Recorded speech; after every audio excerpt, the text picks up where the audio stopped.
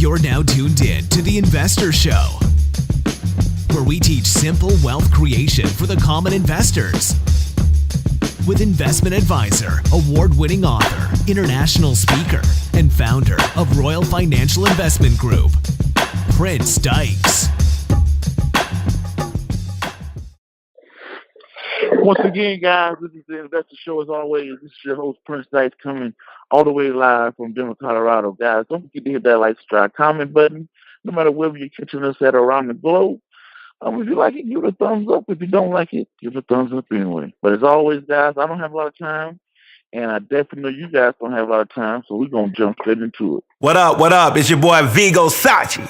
This is the Investor Show, and you're checking in with the investor genius, Prince Dykes. Let's get it. So today we have a very, very special guest on the line. As you guys can already see, we have Mr. VONTA LEACH, SuperBowl. Let me make sure I say that right. SuperBowl champion, Pro Bowler. VONTA LEACH is calling us all the way from North Carolina, and we're glad to have him here today. As always, guys, we're going to sit back. We're going to listen to his story, hear some of the gems of life that he has to say for us, and tell us about how the NFL and the finance side and how financial education, financial literacy, his life, all the other good stuff. But I know y'all in tune in just to sit in and hear me talk and hear my voice. So without further ado, Mr. VONTA LEACH, how you doing today? I'm doing good, man. What about yourself? I'm doing outstanding. I can't complain. And if I did complain, it wouldn't make a difference anyway. Oh, you're right about that. Okay. So for people out there who may not be familiar with Mr. VONTA LEACH, give us a little rundown of, who are you? VONTA LEACH from a little small town in North Carolina called Roland, North Carolina. Played football, just got involved in the sports and stuff. Just a way of me, just give me something to do, away from me, not to go home from school every day. Just give me a way, just to have something to do, just to have a hobby, and I'm pretty good at it, Then I worked and got real good at it, earned a scholarship to East Carolina University, where I played football there for 4 years, and then I got a chance to go into the NFL. I was actually when I drafted to the Green Bay Packers. Stayed there for 3 years. Went down to New Orleans for about a month, and then ended up with the Houston Texans for 5 years, when Aaron Foster led the league in rushing. I got up blocking for him. Then, I finished up the last 3 years in Baltimore. And we won the Super Bowl. That's a great way to end it, because you won the Super Bowl with against the 49ers, right? Yep. The funny thing is, I just had Tavares Gooden. I don't know if you're familiar with him on the show. Yeah. Are you familiar with him? So, I'm familiar with T. Good. That's what we used to call him. We actually spent some time in Baltimore together.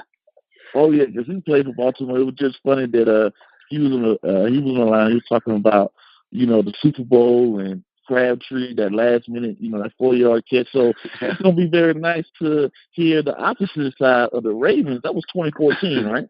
Yep. That was 2014, and I think that's pretty cool to hear. Have T Good on one side, then have your side the winner, and the runner-ups and stuff like that. So, but all right, so that's an interesting path. And I got to ask you this question: what was the feeling when you got signed to the Green Bay Packers? Because Aaron Rodgers was there at that time, right? Yes. Well, they had drafted Aaron Rodgers my second year there. And Brett Favre, I actually played with Brett Favre for 2 years there. Then they drafted Aaron Rodgers in my second year there. Okay. Now, you get there, what was the feeling when you find out that, coming from these humble beginnings to now you're about to be paid, you're in the NFL, you're about to go to Green Bay, you're about to be on TV. How did that feel? Well, it didn't necessarily all go like that. First off, I was undrafted, and when I first got there, I was actually starstruck. These guys that I seen on TV, the Brett Favre, Hall of Famer, the Donald Driver,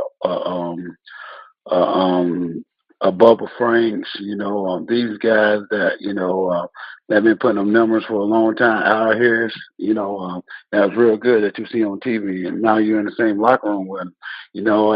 After that, you got to get over the initial shock that, hey, you're here to get a job just like they got one. Okay, I see it. So now when you do get the job, how was it, because you said you got there and how long you was in Green Bay for? I was 3 years. When I got there, I was in Green Bay for 3 years. I actually started off on the practice squad, which as a practice squad player, you do the same thing as the team do. You go to all the meetings. You practice twice as hard because you the scout team for the offense and the defense. You just make less money and you don't play on Sunday. Wow. And do y'all even travel? Do the practice squad even travel around? Or? No, so sometimes it's according to what team you're with. Some team let the practice squad travel. Some team would not. When I was at Green Bay, every week they took 1 or 2 practice squad players. So I got to travel quite a bit when I was there at first, even before I even made the team. That's an amazing story because, to go from being undrafted to being on a practice squad and, turn it into a Pro Bowl and SuperBowl champion. How does that make you feel going through that whole pipeline? I mean, it just make you appreciate it more. I look back at, my career and stuff now.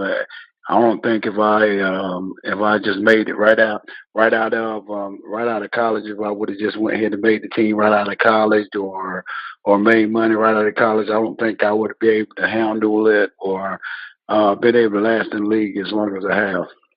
Because there were guys that drafted in the first round, second round, third round, they didn't even make it 3 years in the league. Well, you did 10 years, right? Yep. Yes, sir.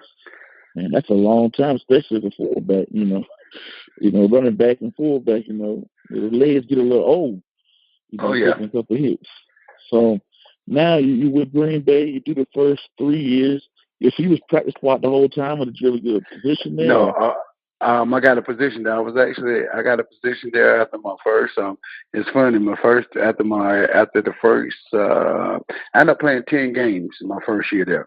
I ended up playing in 10 games, playing on special teams, and for 10 games for us, ended up playing in some games. The second year, my second year in Green Bay, the same thing. I ended up making the team my second year, and I'm playing in some games. And that third year there, the second year there, I actually was playing in games, and I made the team. My third year there, I actually got hurt. I tore my MCL. So it takes about 4 weeks to heal. So I missed take about 4 weeks to heal, but I told them I'll be back. When the season starts, I'm doing good. I actually started the first game. I graded out 93%, that is high when you grade out 93% out of 100. I would play against Chicago. That's the year Chicago made it to the Super Bowl. They ended up beating us. We lost. But, after the game, so you was in the Super Bowl with Chicago? No. I'm saying they end up going to the Super Bowl that year. Oh, okay. The year that Chicago made it to the Super Bowl, we played in the first game of the year. So Green Bay and Chicago played in the first game of the year. And after that, that Monday when you go look at film and everything else, the coach said on the positive side we had on the offense side of the ball, VONTA and Armand Green had over 100 yards. Like I said, I graded out 93%. And on Tuesday, they called me to cut me. Just like that. Whoa. Now, so they praise you one day and say, hey, this is the only offensive power we had. And the next day they cut you. And the next day they cut me to bring Corey Robinson in. I never forget. I just finished moving into a little townhouse, a little duplex. I just moved the last piece of furniture in there, and I got cut the same day. Whoa!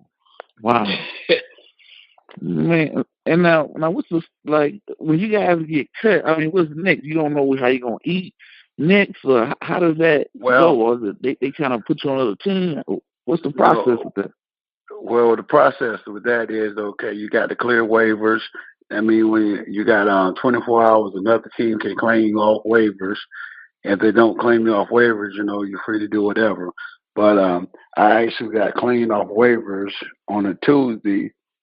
I got cut on Tuesday. I actually got cleaned off waivers on a Wednesday by New Orleans Saints, and I was on a plane that Wednesday night headed to New Orleans. That's how all of it worked. So you moved your last piece of furniture in your house, just had a great game, and the next day you get a phone call. Yeah, they cut. Yep, they cut. Yep, that's just how it happened. Wow. So now you're on the plane to go with Sean Payton. Yep, I stayed out there for a week. They had lost both of their fullbacks, and in 2 games that they signed me and another fullback. We actually stayed together. They put us up in an apartment. We stayed together, and we was actually down there for. I was actually down there for a month until their fullback got healthy. Then they released me. And after they released me, I came home for about 2 weeks, and that's when I signed with the Texans. Then the rest was history. Okay, so man, okay, let me make sure I got this. So you're having a good game. You come from the practice squad, work your way up. Now you're the only power they got on offense. Have a good game on a Sunday with Green Bay. They turn around and cut you the next day after you move everything into Green Bay. So now you're on a plane the next day going to New Orleans. They already got 2 fullbacks. As soon as the fullback heal up a week later, now you're released by New Orleans. So now you're back at home. Yeah, I stayed there for 4 weeks. Then they released me. Good thing about that, I was down there for 4 weeks. I was getting paid, but then once they fullback got healthy, they released me. So now you are in. Now you're back at home. Yep. Don't know if you're gonna play again now. Don't know if I'm going to play again or not. Back home, still working out. Don't know if you're going to get the call or not. But I got a call for a tryout with so when you get a call from another team now, you got to go try out. So I got a tryout for the Houston. Even if they already got tape on you and everything, yeah. You got to try out. You have to go in there. You have to take a physical because they don't know why you got cut. Don't know if something wrong with you. They doctors got to look at you. They take you out on the field. You run drills. You catch. You do everything. So that's kind of how that process went. And at the time, I didn't know it, but the GM actually had worked me out. I had a private workout with the GM and some of the head scouts and stuff. And I was the only, they brought in 8 wide receivers, 2 quarterbacks, and me. And I was the only one that they kept out of everybody. Well, everybody else they got rid of them. Yep. They just, every week, every team try out probably 13 to 15 players. So you got to be a beast just to dress out. Yeah, just to dress out. You got to be pretty good. And just to make it to that level, you got to be real good. If you're sitting on that bench and you make it to it, you good. Now, get on the practice squad. Yes, you got to be good. Now, to be a standout or to be one of the people that's the face of the league, you got to be great.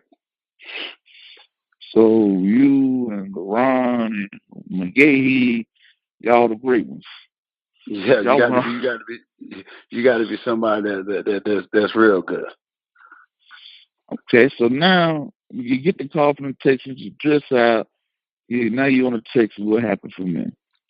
Well, with the Texans, I was actually, before I started playing, I was actually in Texas for probably about 6 weeks. I was just running the practice. I was just running the our scout team practice, playing special teams.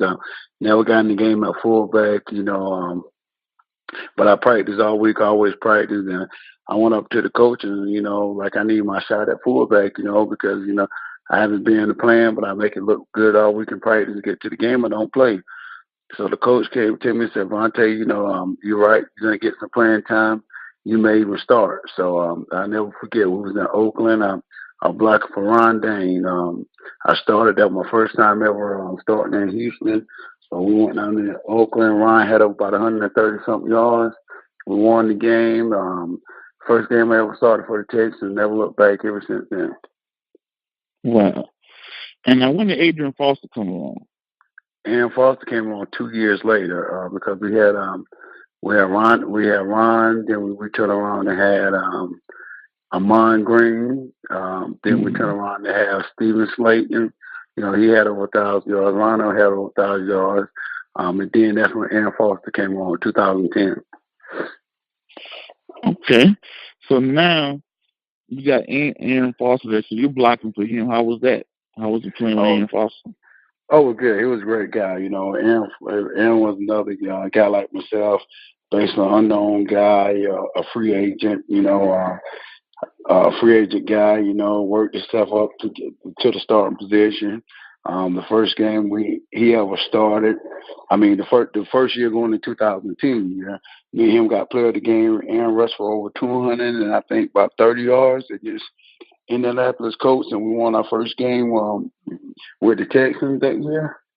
So yeah, and then never looked back. And then that year, I think he ended up the year with 1,616 yards, leading the league in rushing. All right. Now, how was it as far as Andre Johnson? Those are the names I remember off the Texans. Oh yeah. Oh, Andre Johnson was a beast, man. He was an animal. Come hell or high water, we were gonna throw that ball to Andre. We didn't have a lot of players. Everybody know we was gonna do it, and we did it. And he got it. He came through. So that was the game plan. The offensive coordinator was like, "All right, guys, we're gonna line up. We're gonna throw the ball." Yeah, we're gonna throw it to Andre. We're gonna get that ball to Andre, and we knew that. And he delivered. So now, you're playing with the Texans. How did your time with the Texans end? Oh, my time with the Texans ended like this. I can remember it just like it was yesterday. It was the lockout year. I had a great season going into the lockout year. Great season. I knew, like I said, Aaron had led the league in rushing. So when Aaron was doing good, that meant I was doing good. That mean the price tag was going up. That means, he still had to make a decision, or they're going to keep me. We made it to the Pro Bowl. Me and Aaron made it to the Pro Bowl. We led the league in rushing. That means that my value went up. That means my value skyrocketed. So the Texans had to make a decision whether they're going to, my contract was up that year, so they just didn't resign me. They felt like there was too much to give a fullback, so I had to go in for it. Okay. So now you're back released again. Well, not released, not this year. I won't back released. I won't release.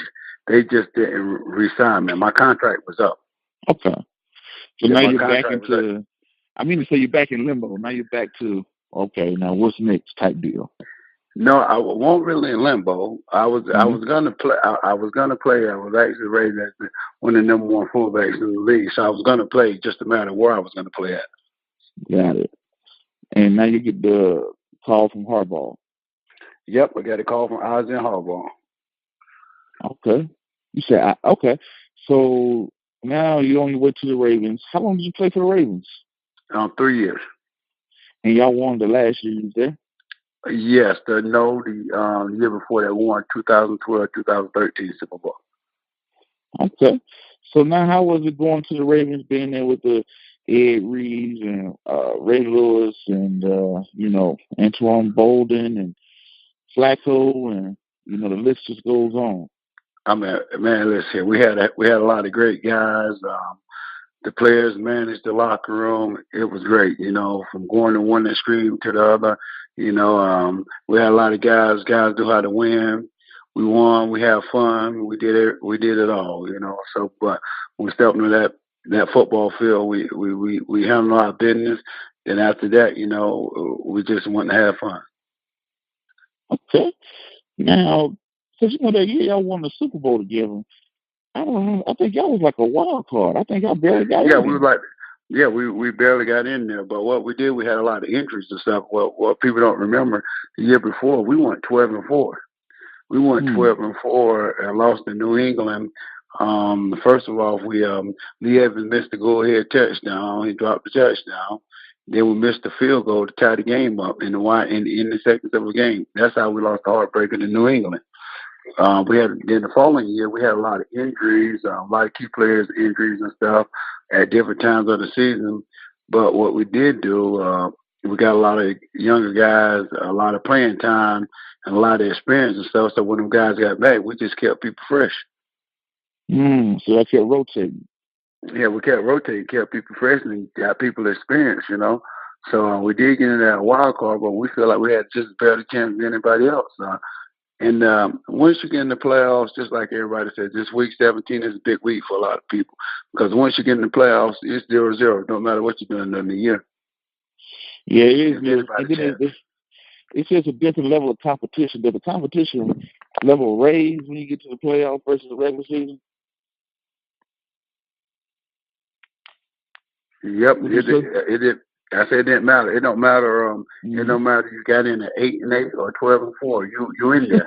That's all you want to be. You at the dance. You at the party. So it's whoever has the best game on that day. You got one shot. Each Sunday you got one shot. And win in advance. That's all you need to do. Now, us as fans that sit back and watch the NFL, this multi-billion-dollar industry, you've been a guy that's been there, veteran that been there, done there, Pro Bowl, Super Bowl, you name it, coming from the practice squad, started from the bottom, right? Is the NFL fixed? Oh, no, it's not fixed. They just, the NFL is parallel. It's only a little bit that separates the best team in the league from the worst team in the league. If you look at football game, only 3 or 4 plays cost everybody the game. If you look at it, really, I know just people, just fans, it's more than the average fan. If you know football or something, you look at a football game, 3 or 4 games determines the outcome. 3 or 4 plays in each game determines the outcome of a game. Everybody got good players that they pay real good. So any given Sunday, anybody can be beaten. Okay. So now you get out there. Now you guys, people weren't expecting y'all to beat New England that year. Oh no, where the year won the Super Bowl? Oh yeah, that's what T Good said. He was like, man, we thought New England was gonna beat them, and we know New England. We had to beat them earlier that year. Man, this was gonna be a breeze. We knew we were going to beat New England. We knew that.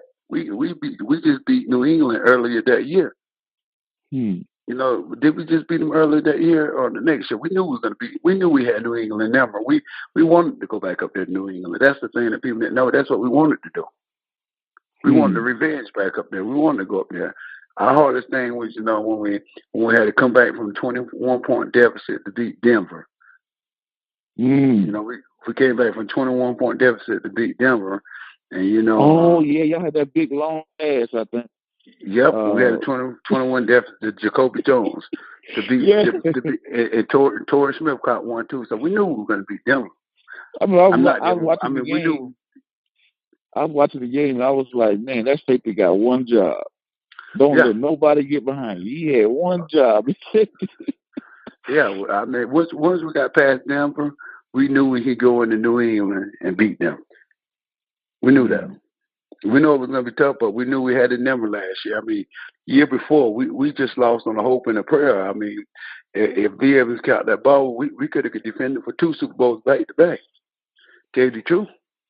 Okay, that's true. You got a point. Now, playing into the biggest game into your life, the Super Bowl, down in New Orleans. I wonder, who turned the lights out? Was that you? No, it won't be somebody turn the lights out. I think the football guys did, because we were finna run out of there with it. We were finna really run.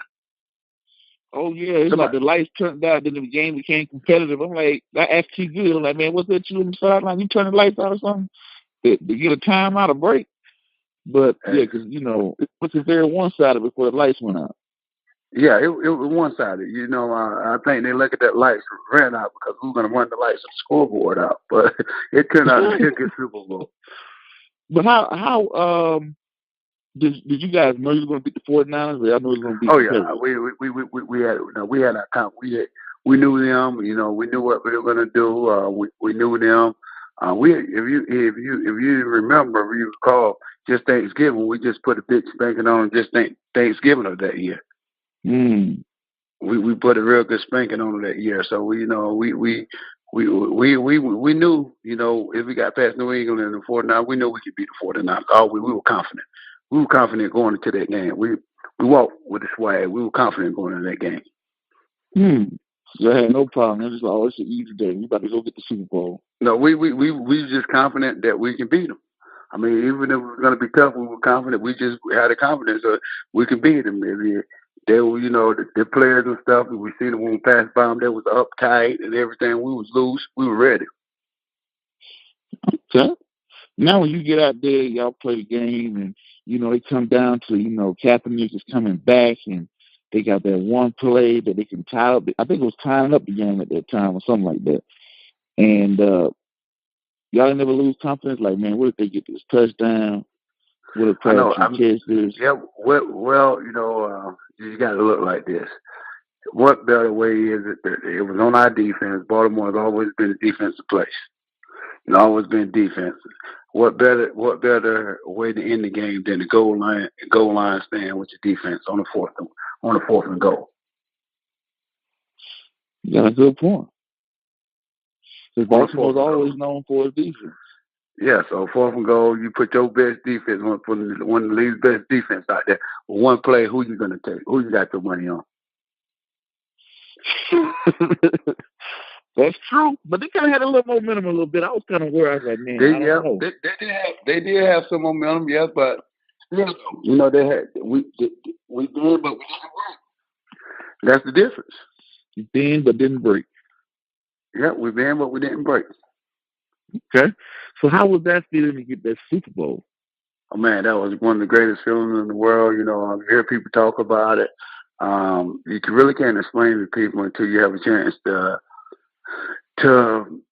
be in it yourself. I have heard coaches talk about it, other players and stuff.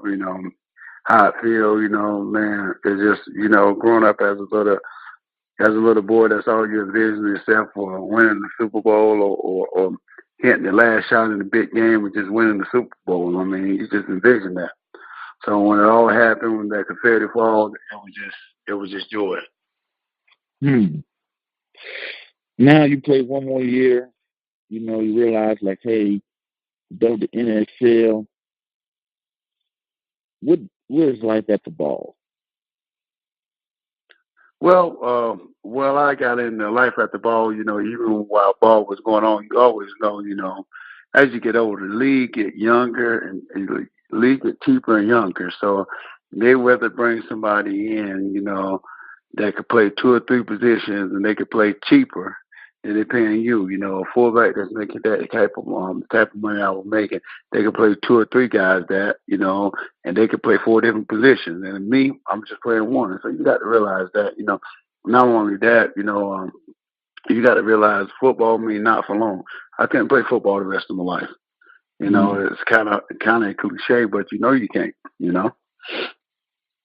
Okay. So you have to start playing, and you can't wait. You cannot wait until your last year to start planning for retirement. You have to do that while you're in there, while you're still in. You got to start planning for retirement or for a rainy day. Okay. Now let's get onto the financial side of the house. Throughout your 10-year tenure, that if you don't mind saying here, or if you don't mind estimating, how much money you probably think that you probably raked in? Altogether in my NFL career, right at maybe about 20 million. Ooh, goodness! Hey, can I borrow $5? As a fullback, I broke all my money tied up. Right, as a fullback. So that was pretty good as a fullback. I know that's pretty good. That's so. Now, looking on it, did you make any investments while you were there? Yes. I made some investments. I made some real estate. I got commercial and single family properties that I rent out. That I own and I rent out. So that's what I've been doing. I actually started doing that in 2000 and I think about 2010. I started doing that. I bought my first one in 2010. Now, what got you in the real estate? Well,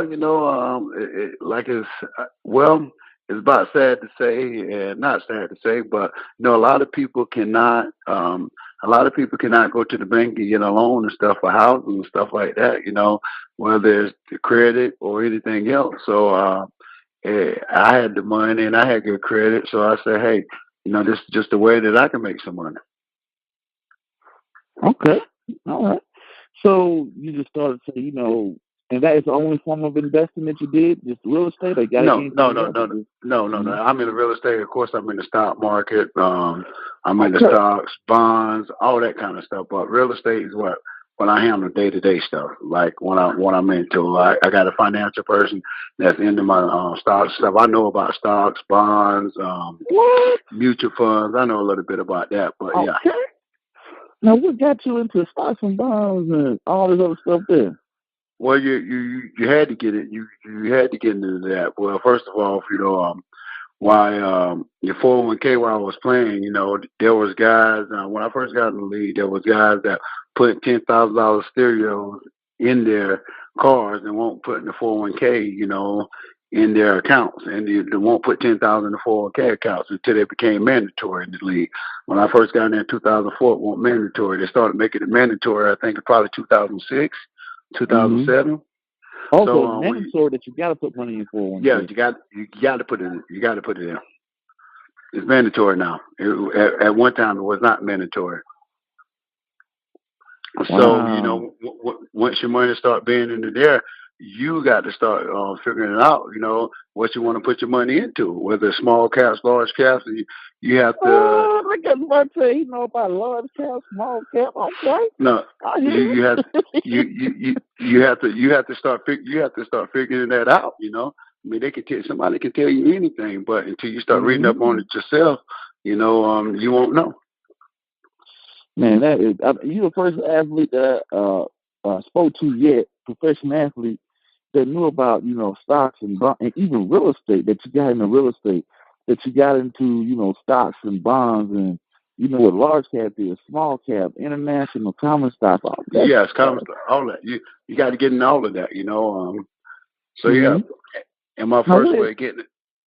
Now, what advice would you give to some young athlete out there? Just maybe just got drafted, maybe out in the league. What financial advice would you give them? Well, first I'll tell you to get you. It's a lot to know about money. You don't know. You won't know everything, but you get to somebody that do. But not only that, I tell you, get you two different financial advisors, because one may tell you one thing, another may tell you another thing. One may tell you one thing, another may tell you another thing, and you learn from both of them, and then you make your decision. And not only that, at the end of the year, it's just like with taxes and everything else, you split your money up between the both of them. At the end of the year, you're going to do a comparison. You're going to let this man see his, you're going to let him see the other person's, and you're going to compare. You're going to see who made you the most money. Now, with that, what you take the most hit off of, what you take the most loss. And I understand not everybody got the same ideas and same beliefs about stocks and everything else, but you'll kind of have the best of both worlds, and they'll be competing against each other. Gotcha. Just like I had to do on the field. You had to compete for your job every year. Same way with investors and advisors. They got to compete every year also. Now how going? That's very smart. Very smart. My first time hearing that come from an athlete, having two investment advisors and then comparing them and swapping the portfolios and saying, hey, who's doing what, and now you might lose your job if you're not handling it properly. Yeah, because if you got somebody, if you think about it, if you got somebody always watching, if I had one, he could just tell me this, this is right, this is that. But, I wouldn't know no different. I could only know what he tell me and what I know, which I don't know everything. I don't claim to be there. That's what they get paid for, because they know more. But if you got another person, that could tell you, no, I don't think all your money should be in here. We should do this, we should do that, and you start looking at a different side, different perspective. Mm-hmm. All right. Okay. Now that's pretty smart. Now, is there anything you got planned for the future? Like, anything Mr. Lynch want to Vontae want to get into in the future, or Oh yeah. anything you want to get in? What's that? Oh well, I also looking at open up me a gym, looking to open me a performance gym down here where I live at. So I'm in the process, in the early stages of doing Okay. that. All right. Now another thing is, like you done pretty well for yourself. You went to the league, came in off the practice squad, all the way to Pro Bowl, Super Bowl, 10-year career. You're in the real estate, doing pretty well with your investments. Why do we always hear the opposite side of the story? Why do we hear the people who had made 15 million? How did that happen? Well, well, this is why you always hear the opposite side. A lot of stuff. A lot of times we on the negative stuff sales. We don't have the negative side, but there's so many people out there that's doing good, that's making good investments and stuff. That you don't ever hear about, but just like negative stories tell. But a lot of athletes and stuff, just like not athletes, entertainers and stuff, do go broke after they're done. Whether it's from taxes, whether it's from different households they're taking care of, whether it's marriages, all kind of stuff. Okay. It's just not one thing that make them go broke. It's a combination of a couple of things. Okay, now one thing, just a couple of things. Okay. Yeah, it's a couple of things. Whether it's not knowing, just putting all your trust in an advisor, whether having 8 different baby mamas, whether taking care of everybody in the family, nobody working, you the only one working, you the only source of income, making your cousin Joe Blow live just like you, like a lot of different stuff. All that stuff take its toll. Now I gotta ask you a question. Now, what's the dumbest investment, or worst? Like you look back and be like, man, that was stupid. What was something that you look back and probably say that you would say that was, or if you had it? Yeah, one of the worst investments that I ever made, when I look back and say it was crazy, or probably I invested in this this concert thing that one of my guys were having, like a concert, got some artists and stuff to come down, and didn't make the money off of it. Actually didn't make no money, ended up losing money on it. So put about 10 grand in it and didn't see none of it back. That's probably about the worst investment I ever did. Wow, put 10 grand. Okay. Yep. That's probably about the worst. Okay. Did you buy anything crazy? Was you a car guy, jewelry guy? Yeah, I'm a car guy. I like cars. I love cars. I'm a car guy. I love nice cars. Love old school cars. So I'm a car guy. Okay. All right. How many cars you get? Let me see. About 5, but a lot of O's. You got to understand when you say my cars. I got a business. I got cars with that name. So it's all kind of stuff. But me, that I personally drive, I got a car and a truck and 2 old schools. Now, would you? Is there anything that, like, looking back over your career, that you probably would have done differently? If you had a chance to do it again? Some of the stuff, yeah. Some of the stuff, no, because not everything that you did was bad, but it was a learner. Something that you learned from. Whether let people borrow money, whether it's buying some stuff for the house, or buying this house, not buying this house. It's all kind of stuff. Okay. Now, how would you like going back and saying, hey, handling things financially, going forward now, and knowing what you learn now and seeing what you learn now, is there anything that you would say the NFL could do different, or is there anything that this is the thing I want to ask you? How do you grade a financial advisor? How do you know who to trust, who not to trust? What you look for? Well, that is the thing. Listen, financial advisors just like car salesmen. They're gonna all of them want to sell you a dream, sell you the best, sell you the dream.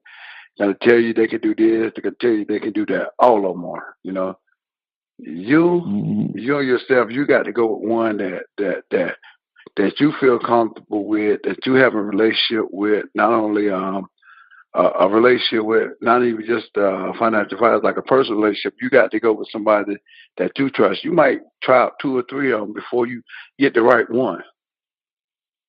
Because everybody vision of something is different. Everybody want their person to be don't just want their person to handle all of their money, and they don't want to know nothing about it. Some guys want to be hands on. There's all types of advice and stuff.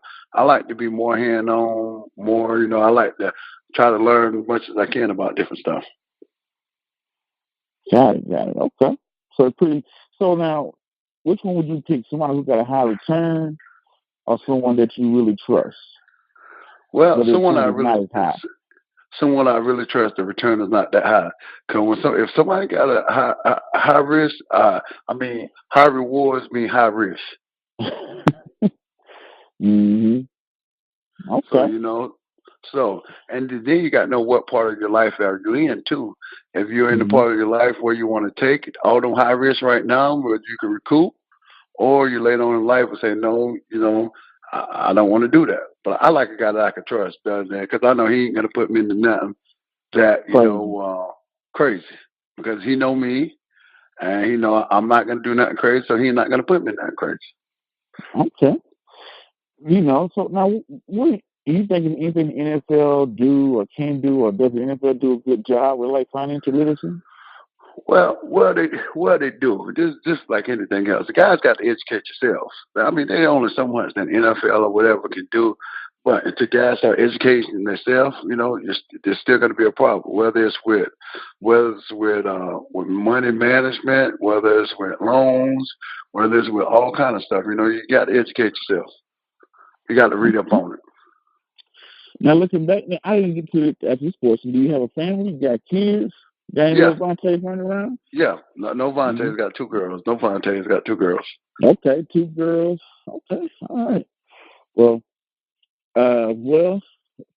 is there anything else that you want to say or leave with? Because, sitting back and hearing your story is a very good story, and, I'm glad to hear that you're doing well.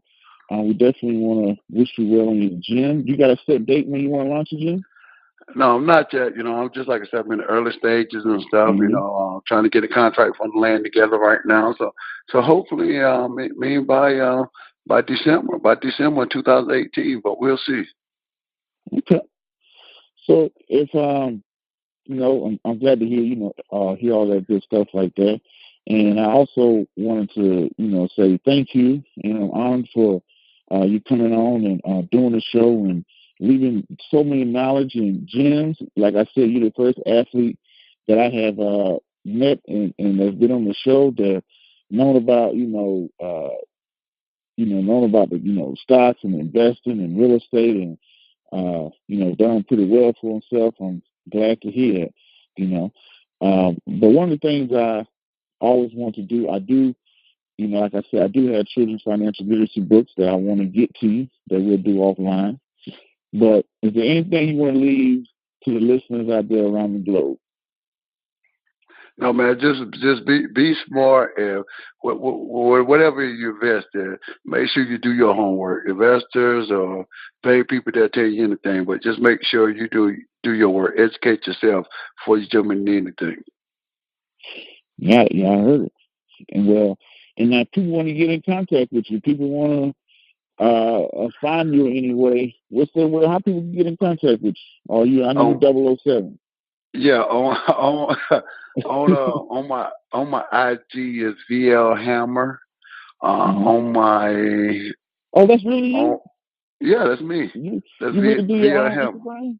I do my own Instagram. I bet you probably have like an agent. No, man. No, that's me. On my Twitter is VL Hammer 44. So and on my Instagram is VL Hammer. So you can find me on both of those. All right. But I'm gonna close out the show here, and I'm gonna speak to you offline for a second. But as always, guys, thank you guys for tuning into the Investor Show. This is your host, Prince Dykes, the Prince of Investing. Thank you guys for tuning in. Until the next video, podcast, cartoon, book, or whatever you see me do crazy around the globe, Peace. Be safe. I'm out. Thank you. Thanks for listening to the Simple Investor Radio Show with author and investment advisor, Prince Dykes.